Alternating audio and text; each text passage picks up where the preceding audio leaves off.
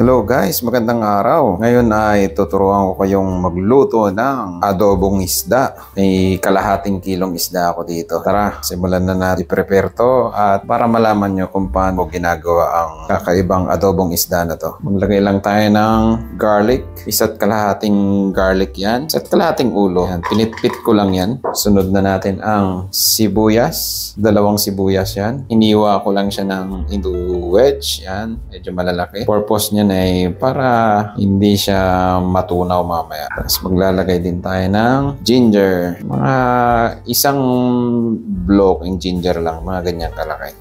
Yan. Kalat lang natin yan dito sa ilalim. Tapos syempre, ilalagay na natin yung ating isda. Yan. Arrange lang natin sa ilalim yan. Ang purpose nito ay para mamaya hindi masunog ang ating isda at para hindi dumikit sa kaldero. Kaya inuna natin yung mga aromatics natin. Tapos syempre, ilalagay na natin ang pamintang buo. 1 kutsara yan.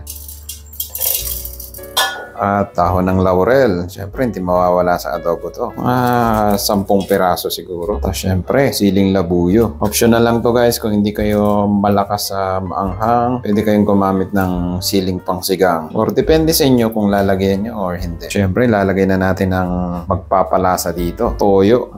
Kalahating tasang toyo. Yan. Suka, kalahating tasa din. Mantika, kalahating tasa rin syempre. At tubig, 1 baso. Yan, mukha lang masabaw yan pero mawawala yan mamaya. Syempre, gagamit tayo ng isang matinding technique dito. Ito ang magpapasarap sa adobong isda natin. Gagamitan natin ng aluminum foil yan. Babalutin lang natin ng 2 beses para hindi siya sumingaw. Ito yung magpapasarap sa adobong isda natin kasi ito yung magpe-pressurize. Ayan, takpan lang natin at pakuluan lang natin sa mahinang apoy ng 2 oras. Babalikan kita mamaya. Ayun na, makalipas ang 2 oras. Silipin natin. Dahan-dahan lang kayo kapag magbubukas kayo nito. Napakalakas ng steam nito at napakainit. Dapat gumamit kayo ng tong or kutsara. Ayun, no? Kitang-kita. Di ba? Tingnan nyo. Halos napiprito na siya sa sariling mantika nito. Yan, tiknan nyo naman, di ba? Kung gaano kasarap yan. Naku, mapapakanin ka dito. Sigurado. Ayan, no? Siyempre, titikman natin yan. Ayan na.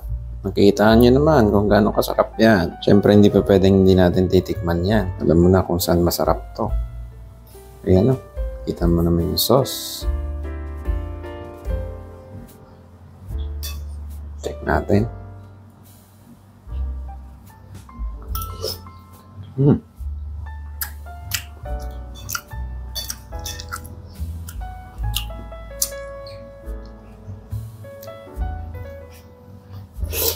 Sana masubukan nyo to. At kung hindi ka pa nakaka-subscribe sa aking channel, subscribe naman at follow na rin sa ibang social media ko. Kaya kain na at maraming salamat. Kanin na lang kulang, oh.